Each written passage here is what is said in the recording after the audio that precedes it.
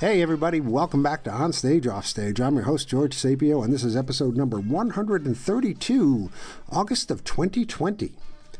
As you know, in response to the COVID-19 outbreak that has silenced many or most, if not all, of the theaters worldwide, On Stage, Off Stage has been and will for the near future be presenting plays that were scheduled for performance but have either been postponed or canceled. This month, we are featuring a play by James McLindon. The play is called Choices. We'll have a short interview with James following the play reading. All right, so let's get to it. This is Choices by James McLindon. Our setting is the present. A modest living room. Think poor graduate student. Prospective client sits at a table across from debt counselor.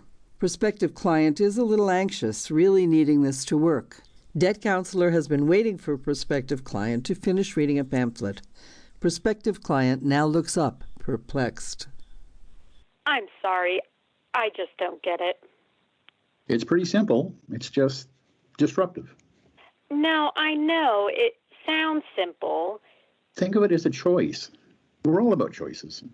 You can make this one or not. No, I want to choose this. Believe me, I feel like I'm on a hamster wheel just trying to keep up with the payments, but this just seems too good to be true. Well, that's often what disruption looks like. Remember all the things you used to have to pay to read, like newspapers and magazines?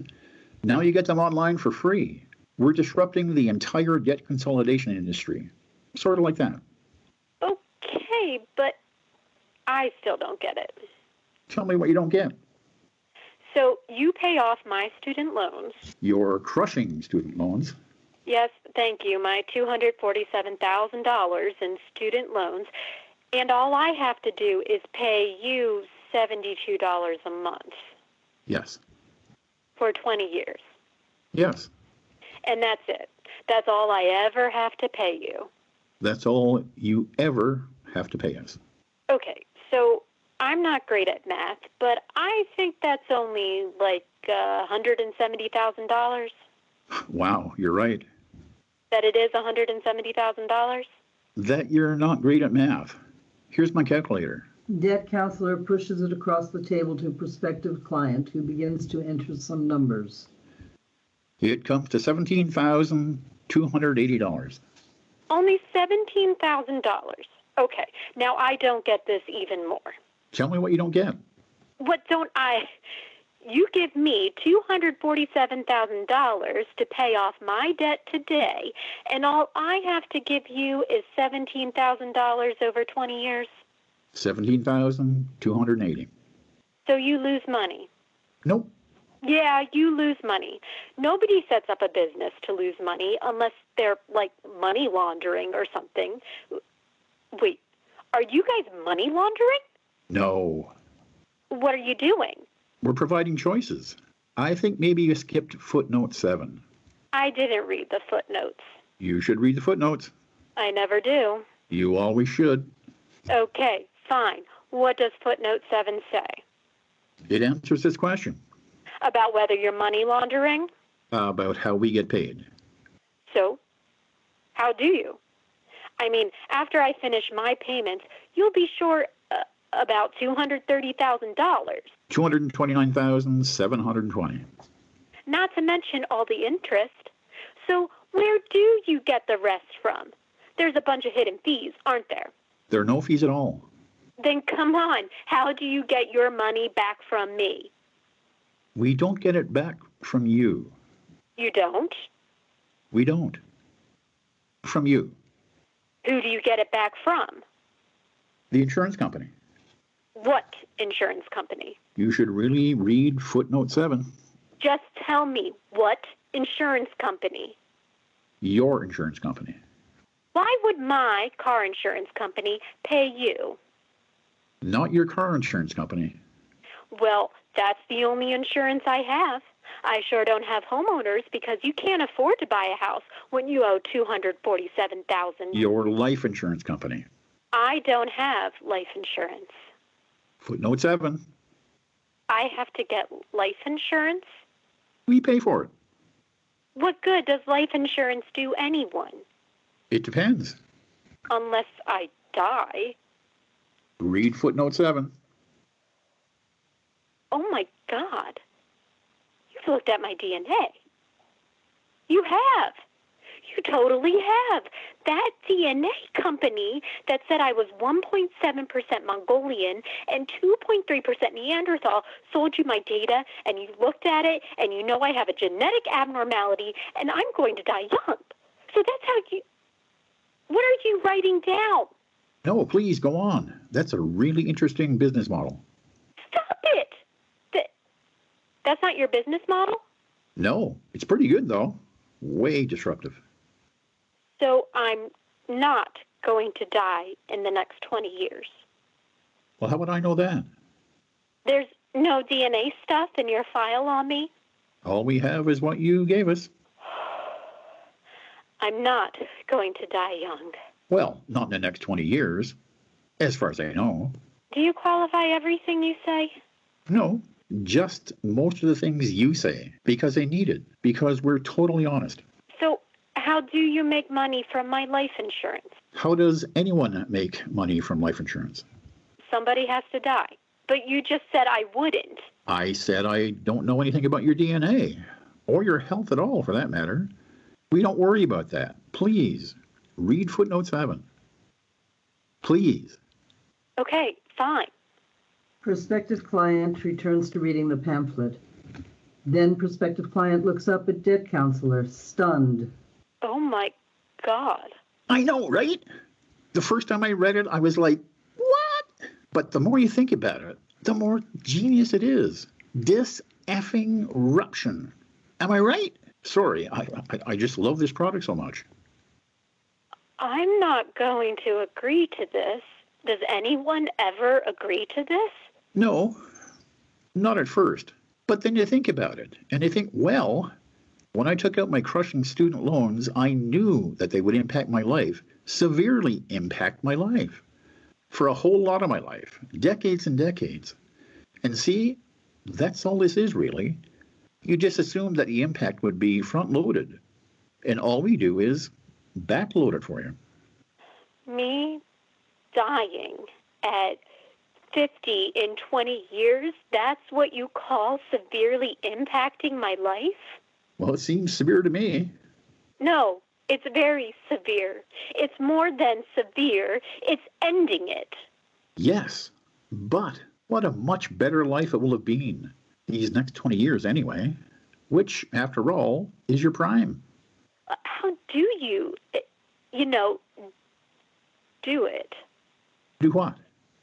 Make it so you get to, collect. Trigger the life insurance policy. Before we get into the details, I think it's best that you get comfortable with the concept. How? Sure. Well, it's up to you. See? Choices. Most people opt to handle matters themselves. We'll give you some recommendations and how-tos in the next brochure. It's under self-termination. A lot of people, though, find that they're too squeamish for self-term service. You know how you can schedule a cesarean these days? Well, this is sort of... The exact opposite? Yes. The AppServe team is excellent, guaranteed painless, and they can make anything look like an accident. And finally, there are some people who are squeamish, but also find that having an actual appointment makes them... Freaking terrified? Anxious. For them, we offer a third approach, a service where you just go about your business and we take it from there. That's one called Dealer's Choice. You don't have to decide now. A lot of people must just run when their time is up. Oh, people are surprisingly ethical about it. Also, we implant a chip that sends us your GPS coordinates. What if you dig the chip out? We don't put it anywhere too accessible. And if you did get it out, we always have the recovery team. The chips are that valuable? You're that valuable. You know, the Coast Guard has rescue and recovery units. This is more recovery and not rescue. You can always say no. We're all about choices. Right. Thank you. Quantity or quality. You can live in your rundown studio apartment if you want, with a roommate, and drive a 15-year-old beater, and eat ramen noodles, and never take a decent vacation and waste a lot of your life living on the shoulders of poverty.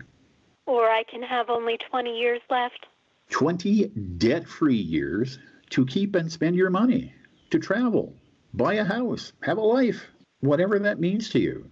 And do you really want to live longer than that, with the rising tides of climate change lapping at your ankles and blowing down your little garret, with the last threads of our democracy fraying before your eyes, while the old world order collapses? I don't think it's too much to say that one who chooses to go with us are, in many ways, the lucky ones.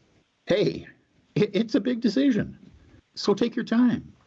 Talk to your family, your friends, and if you do choose to go with us, just give me a call. Wait, are you a client? Debt counselor turns around. He smiles and pulls up his shirt. He points to his back. See that? That's my GPS scar. Have a look around on the beach this summer. You'll be surprised. Here's my card. When you're ready, call me. Yeah, I don't think so. How about I just leave it here then? On the counter.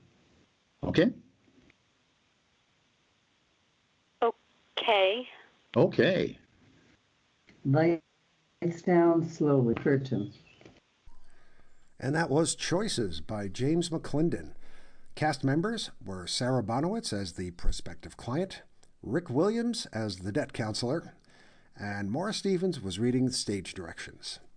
James was kind enough to give us a few moments of his time to talk about the play, which, as we said before, had been accepted for production and, like so many other plays in this crisis, subsequently postponed. Well, this play was actually had 4 productions set up when the pandemic hit, and it was scheduled for the Boston Theater Marathon, Theater One Productions, which is also in Massachusetts, Winding Road Theater in Tucson, and Silverthorne Theater in Western Massachusetts. And, you know, within the space of, as happened to everyone, within the space of literally about a week, they all got canceled.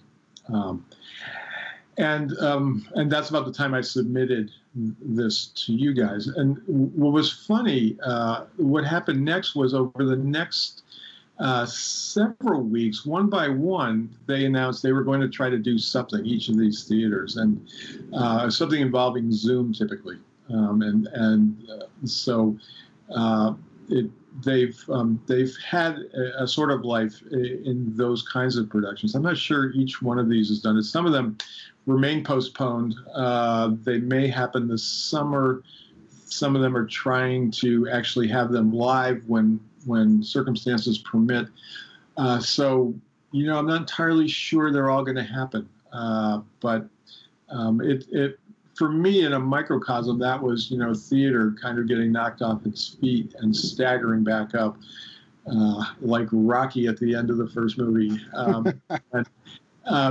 You know, it's theater's always dying. Theater's always on the ground. That's been going on since Euripides. Yeah, so I shouldn't be surprised. And yet it was pretty breathtaking the way, you know, that started to happen with some of the theaters that the play had been scheduled for. And also, you know, with your initiative and others like it, where it just suddenly, this void that we thought was going to be there for months was starting to get filled by something that was different, but still, I think, a form of theater. Yeah. I mean, theater changes, and we're used to the proscenium, the needle thrust, with people wrestling for arm rests and trying not to make their candy or opening distract from the play. But now everything's closed, so theater is trying to find different ways to survive.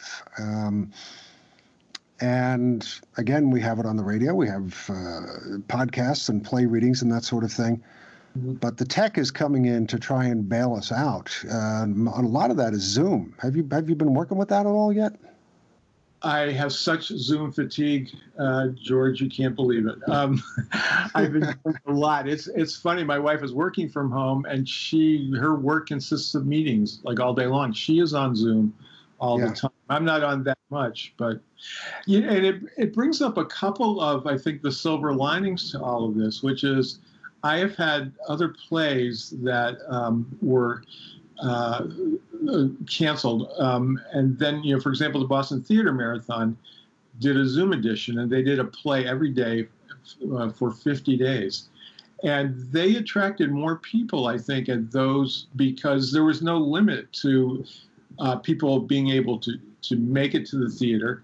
There was no limit to the number of seats. And so instead of being limited to a theater of a couple of hundred, as I think they usually are, they'd have more people than that sometimes. That was remarkable to me. The second thing that was remarkable was that I spent more time in the rehearsals. I've had plays in the Boston Theater Marathon before, but I live about 2 hours from Boston, or 90 minutes on a good day. And I typically, for a 10-minute play, I can't go back and forth to rehearsals. Maybe I go to one. With Zoom, you can go to every rehearsal if you want. Sure, it's a question of, when it's useful and when it's not useful for the playwright to be in the room. But you're not hindered by, geography anymore. And so in some ways, I was more involved in productions, ironically, because of the pandemic than before. Yeah, it seems strange that all the theaters are shut down, yet we have more capability for attendance and participation. It brings to mind the whole 99-seat rule, between the Lord theaters and the differences between classifying theaters according to the number of seats. Yeah. So I wonder how the powers that be are going to have to deal with that sort of a thing now. I posit that this whole Zoom thing is comparable to what software has done to take a lot of the intricacies and creation of things like music and books out of the hands of the publishers, of the very few, and deliver it right smack into the hands of those who are actually doing the creating. I think that's right. And, I got a grant from Eggtooth Productions to do a Zoom play. And, we just put it together ourselves with, everybody had a laptop or a phone, and there was no facility that we needed. Though a grant came from a production company, it just made me see that it's not that difficult to put these things together. And so I've been more inclined to try some self-productions, which I usually shy away from just because of the time involved. But it's really just calling up a few friends and, having rehearsals on Zoom. And the barriers to starting up, you're right, are much, much smaller now in a Zoom context. Yeah. No. Everybody can do it. I mean, it used to be that people would get $150, $200 to do a resume because they had actually the tools to do it and the intricate tools to do it. Now everybody can do it. Yeah. The same thing with photography, the same thing with music now that Pro Tools is out there and GarageBand. All of a sudden, you don't need the big companies anymore. Mm-hmm. So, but again, with Zoom, yes, it's much easier to do it, but how do you feel about, I guess, what people are now calling Brady boxing, references to the beginning of the Brady Bunch, or Hollywood squaring? Do we have to write plays specifically for that? How does that affect your work? I'm trying to not very often let it affect my work because, I still believe this pandemic will not last forever, and we will go back to theater on a stage with an audience. And I love that, and I love the intimacy of it. So I'm reluctant to devote a lot of energy and a lot of my output to things that will probably have a very limited shelf life, I hope. What I've tried to do more is work with, the existing forms and try to tailor them as best we could for, this pandemic. Some things I think lend themselves to it better than others. Choices, I think, can work very well as a Zoom production. Sure. Ensemble pieces and things like that are obviously more difficult. Things that require a lot of physicality don't work very well. So it's, there are certainly limitations on it, but I think a lot of things can be made to work. And, I think, like all playwrights and everybody in theater, I am, waiting for the time when we can get back in the theater, when we can have a physical gesture between two actors again that speaks volumes and doesn't require dialogue. And you can do that to a very limited extent in Zoom, but only a limited extent.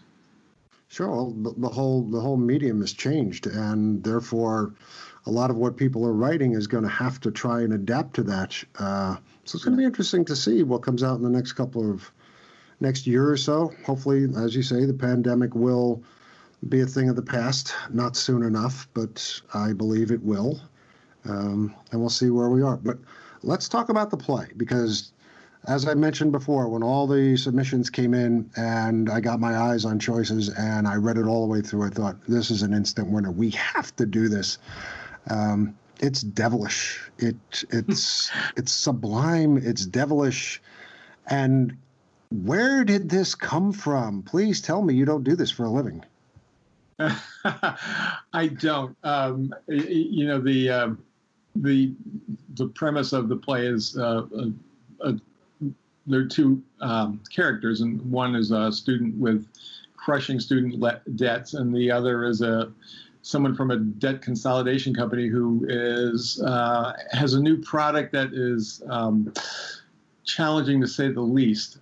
Thinking about it, I've been reading a lot about the kind of debt burden that kids today are coming out of college with, and I have a son who is college age, so it's something that's a bit front of mind for me. But more broadly, I think the debt we're leaving the rising generation in terms of our climate, our politics, our racial politics, our economy, the national debt, and the like, is staggering and needs to be addressed. And I don't think we were addressing it before the pandemic hit, and we're certainly not addressing it now.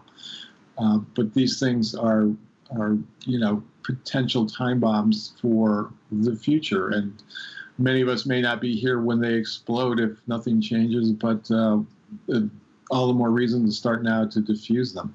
Yeah. Well, things we should have been working on for several years now, several decades probably. And as you say, time bombs, we've got quite a few of them going off now. Yeah, exactly.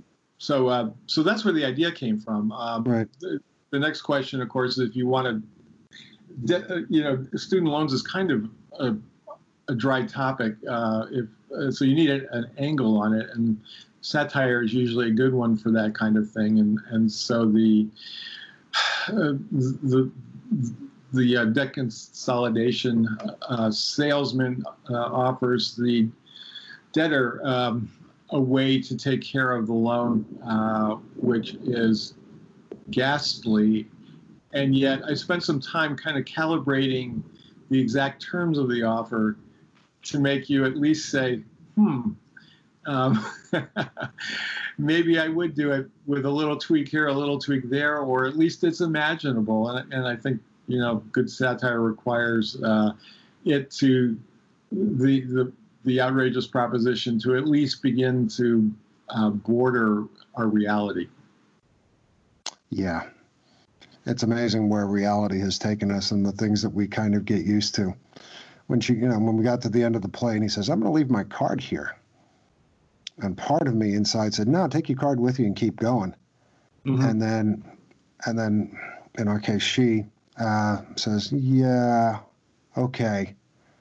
I thought, wow, it's plausible. It's absolutely 100% plausible, which is the scary part. It is. And, the idea is to make us focus on, what exactly we're asking of people like this debtor. And, if this plan, which I'm not going to spoil, is thinkable, then, we really need to start doing something. Yeah, well, student debt's been a crushing issue for a very long time. I was one of the lucky few who was actually able to pay for a lot of his master's degree. But I know other people who are so saddled, especially people who go to law school, who are saddled with debt that is unbelievable. The absolute amounts are just absolutely staggering, what they have to pay off for the rest of their lives. Yeah. Yeah. So I looked you up and found you on NPX. And you've got quite the history of writing and successes. How long have you been crafting stage plays?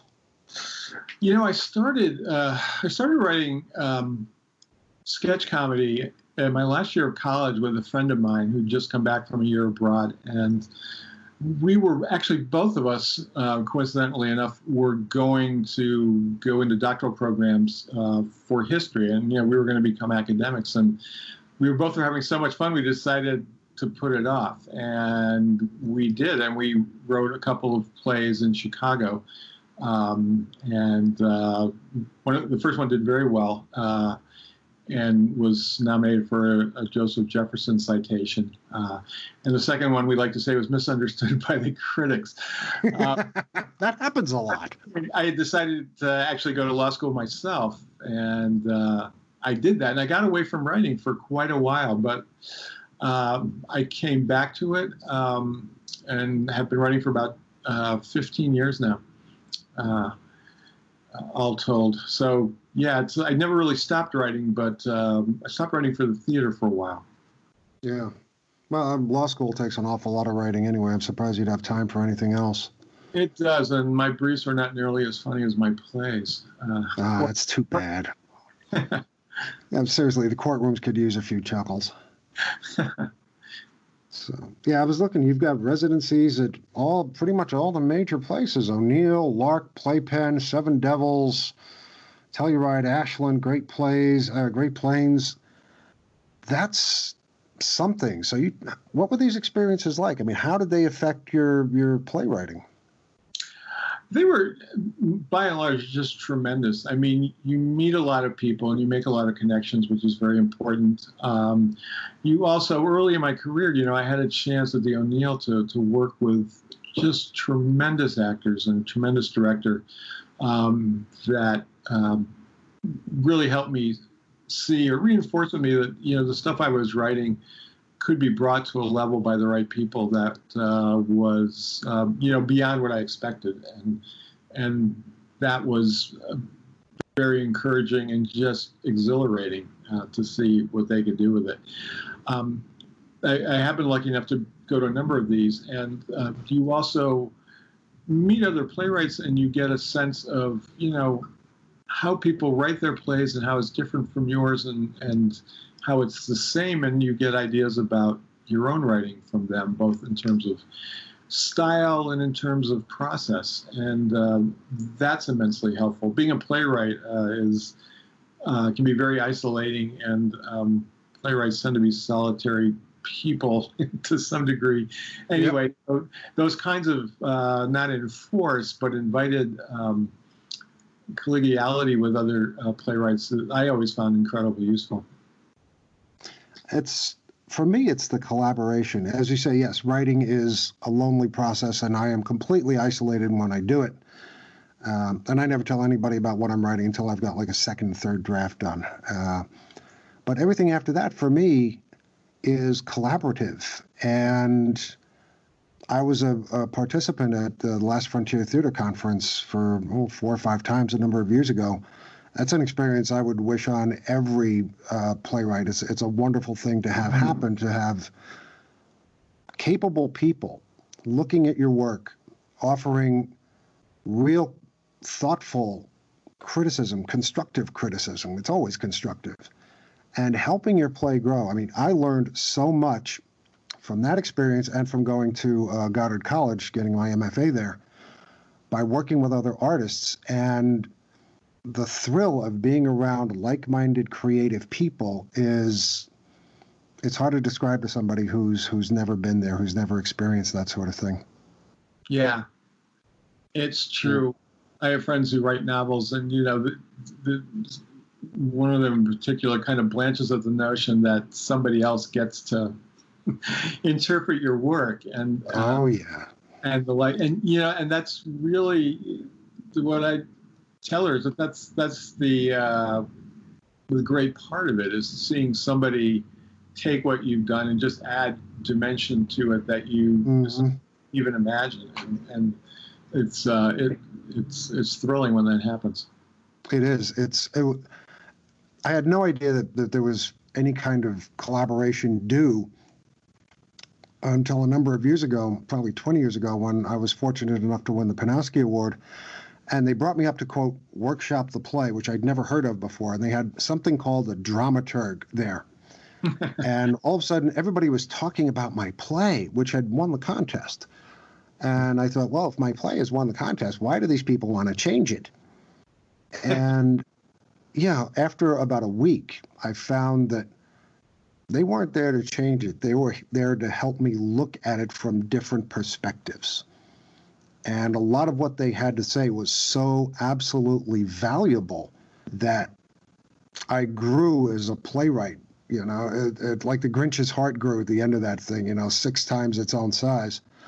By the end of that week, I realized there's so much about this profession that I have to learn, which ended up, I ended up writing a book about this, about the process and about workshopping plays. Because I believe in it so much. So when I look at all these residencies that you've been to, I'm thinking this is absolutely incredible to have that kind of support and to have that quality, that caliber of people working with you on your own creativity.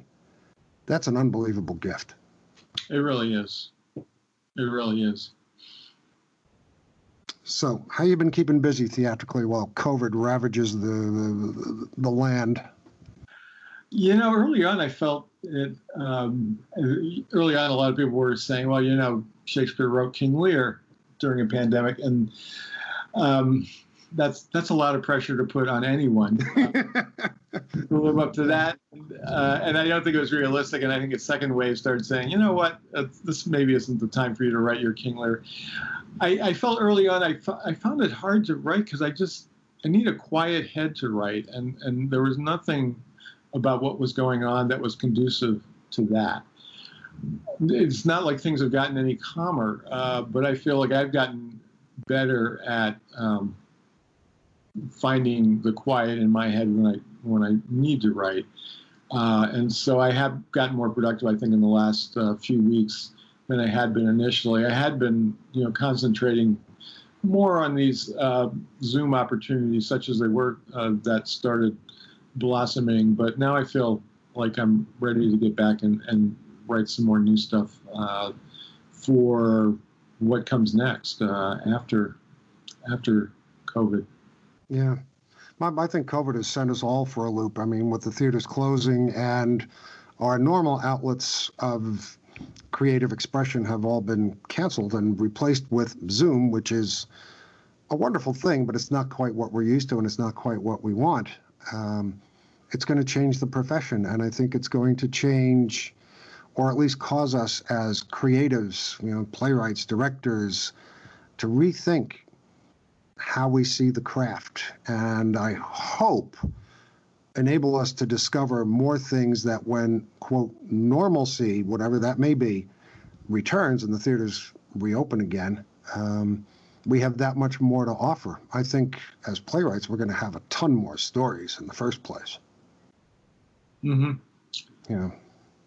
Yeah, I think so as well. And it's funny, I've been seeing calls for scripts now that specify 2 different things. One of them, the more common one still, is scripts that are asking you to address the pandemic and often are asking you to write specifically for a Zoom platform. Not just a play is being staged on Zoom, but rather a play that uses Zoom as part of its context.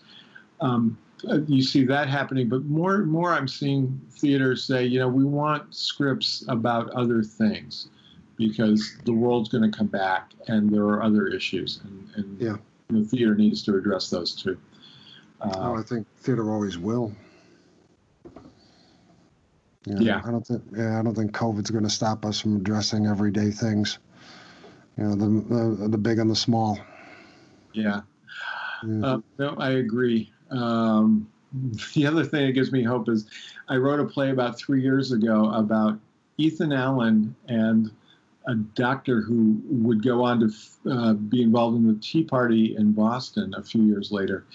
The incident was, it took place in front of a meeting house in 1765 in Connecticut. And at the time, there was a great controversy about the smallpox vaccination, and many clergy, Puritan clergymen, were against it because basically the argument that you hear today that, God, if it's your time, if God wants you, it's defying his will to smallpox vaccination.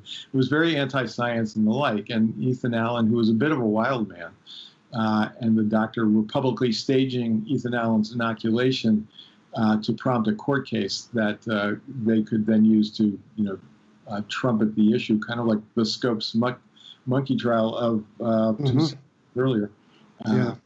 And that play is so esoteric that, I wrote it because I wanted to write it. It's a 10-minute play, and I never thought there'd be a time where anyone would care about it. And I haven't placed it anywhere yet, George, but I have hope now that somewhere may take this really obscure play and do something with it. That would make me happy. I think it's timely enough to find a place. It sounds perfectly topical at this point. So, how's COVID in your area? How are people reacting to it? After a really bad start, I think we've kind of reached a normalcy in here. I live in Western Massachusetts, and everyone here wears masks, or almost everyone. Our rates are dropping. We're one of a handful of states in the country that can still say that. Good. At this time, I hope it lasts. They're slowly starting to reopen the state, and I just know for myself and my family and a lot of our friends, we're not quite there yet to certainly go inside a restaurant and eat. It doesn't feel safe. Maybe a well-spaced restaurant outside, maybe that would feel right. But I think it's going to be a while before anyone I know around here is going to be living anything approaching their previous life. I think it's going to be a long time, at least another year before things get back to or approach whatever we were pre-pandemic used to. It's going to be one of those things before pandemic, after pandemic, because I see society changing greatly. For those of us that are being careful, that are wearing the masks, it's going to take quite a thing for me to actually get back into a crowd now. It's going to take vaccines, I think, for a lot of people, and I'm among those. But I can't imagine going to Fenway Park right now, with a full crowd, or let alone a restaurant or other things. Yeah. Oh yeah, absolutely. So, where can we find more about you? Well, two places are pretty easy. My website is James McLindon. That's JamesMcLindon.com. It has the latest events and upcoming productions and things like that. But probably the better place, if you want to read some of my scripts, would be to go to the New Play Exchange and search for my name, James McLindon. My publisher is Dramatic Publishing and Smith & Krause for the most part, and Applause Books. Well, thank you so much, James, for stopping by to talk about your work and things all theater in general. It's been a pleasure. Thanks, George. Hey kids, thanks for listening to Onstage Offstage. Onstage Offstage is produced monthly, and all of our shows can be found at onstageoffstage.org and also on iTunes. If you enjoy what we do, please recommend us to your friends. Don't forget to like us on Facebook and follow us on Twitter at OnOffStage. And if you are a theater artist with an upcoming project of interest or work in a part of theater we haven't covered yet, or know of someone in the theater who would make really good chat, send us a note at info@onstageoffstage.org. Onstage Offstage believes in and advocates for a world where all people are free to live their lives as they wish, in peace and without fear. We believe in universal respect, diversity, and equality in all areas of life for all people, no matter what their nationality, race, religion, age, sexual status, or gender. On Stage, Off Stage will never promote or endorse those who seek to diminish others because of who they are. I'm George Sapio. Thank you once again for listening, and please, kids, stay safe. Be careful for yourself and for those with whom we share this rock. And as always, happy theatering to all of you.